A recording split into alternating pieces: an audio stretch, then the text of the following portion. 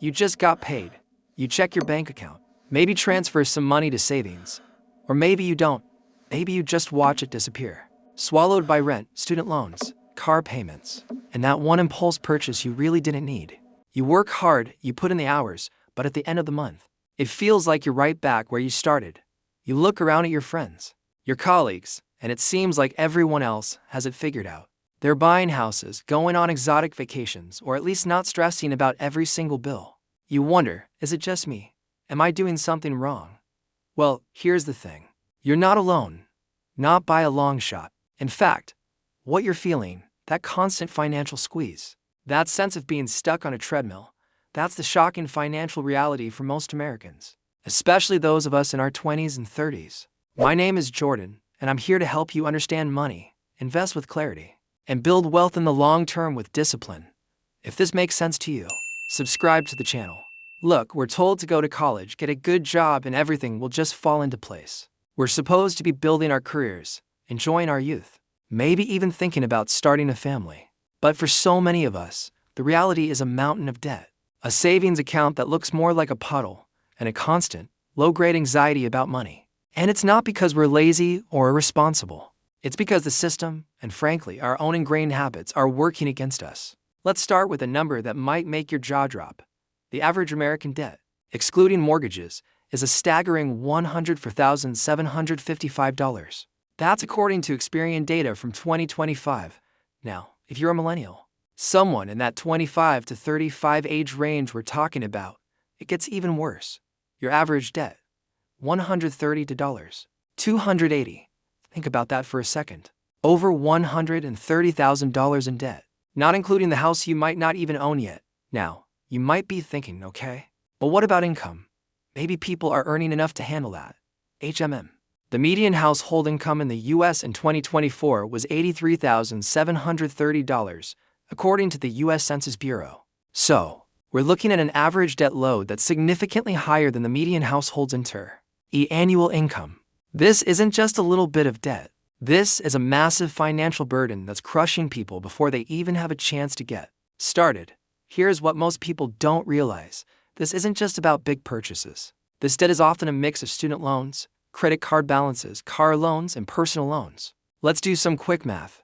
If you have $130,180 in debt, and let's say a significant portion of that is credit card debt at an average interest rate of 20%, which is conservative for many cards, you're looking at thousands of dollars in interest payments every single year. Even if you're just paying the minimums, you're barely touching the principal. It's like trying to empty a bathtub with a teaspoon while the faucet is still running full blast. This leads us to another shocking statistic. 49% of Americans live paycheck to paycheck. That's nearly half the country, according to Ramsey Solutions data from 2025. This isn't just for low-income earners. This includes people making six figures. Think about that. You get paid, and almost immediately, that money is earmarked for bills, debt payments, and basic living expenses. There's little to no wiggle room. One unexpected expense, one car repair, one medical bill, and suddenly, your entire financial house of cards is at risk of collapsing. And speaking of unexpected expenses, this is where it gets really interesting, and frankly, a little terrifying. The Federal Reserve Shed survey from 2024 revealed that 55% of Americans cannot cover a $400 emergency. Let that sink in. More than half of adults in one of the wealthiest nations on earth would struggle to come up with $400 for an unexpected car repair, a minor medical emergency, or a broken appliance. Now, you might be thinking, but I'm trying to save. It's just so hard. And you're right. It is hard when you're constantly battling debt and the rising cost of living. But the numbers paint a stark picture of just how little we're actually saving. The personal savings rate in the U.S. was 4.0% as of September 2025.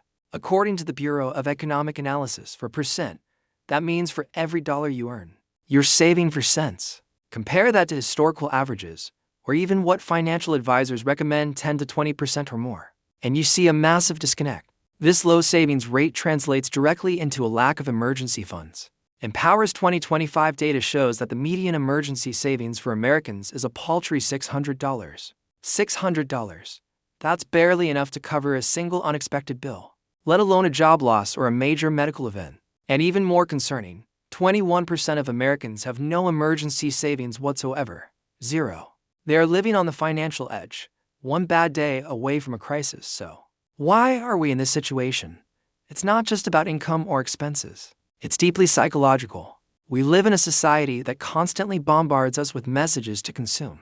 Social media shows us curated highlight reels of everyone else's seemingly perfect lives, creating a powerful urge to keep up with the Joneses, even if it means going into debt. We're wired for instant gratification.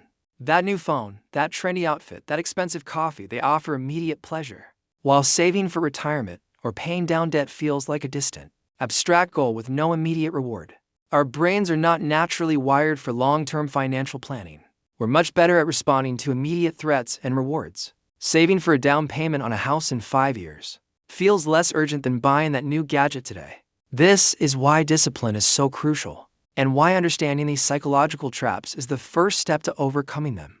Let's talk about retirement, because for many in their 20s and 30s, it feels like a lifetime away. But here's another sobering fact. Only half of Americans under 35 have money in retirement accounts. That's from Investopedia data in 2022. Half. This is a critical period for compounding interest to work its magic. If you start saving $300 a month at age 25 with an average 8% return, you could have over $1 million by age 65. If you wait until 35, that same $300 a month only gets you to around $450,000. The difference is astronomical, and it's all thanks to the power of time. Now, you might be thinking, Jordan, this is all very depressing. What am I supposed to do? I'm already overwhelmed.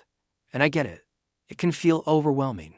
But the good news is that understanding the problem is the first step towards solving it. And you can change your financial trajectory. It starts with small, consistent actions. Here's a practical roadmap, a way to break free from this cycle. First, you need to know where your money is going. This isn't about deprivation. It's about awareness. Track every dollar for a month. Use an app, a spreadsheet, or just a notebook. You'll be surprised at how much those small daily purchases add up. That $5 coffee every day, that's $150 a month, or $1,800 a year. That's a significant chunk of change that could be going towards debt or savings. Once you know where your money is going, create a budget. This isn't a straitjacket. It's a financial roadmap.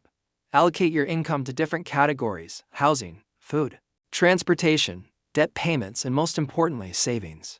A popular method is the 50-30-20th rule.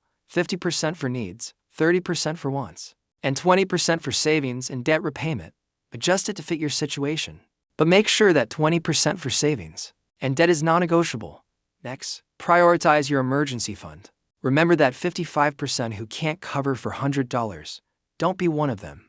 Your first financial goal should be to save at least $1,000 in a separate, easily accessible savings account. This is your starter emergency fund.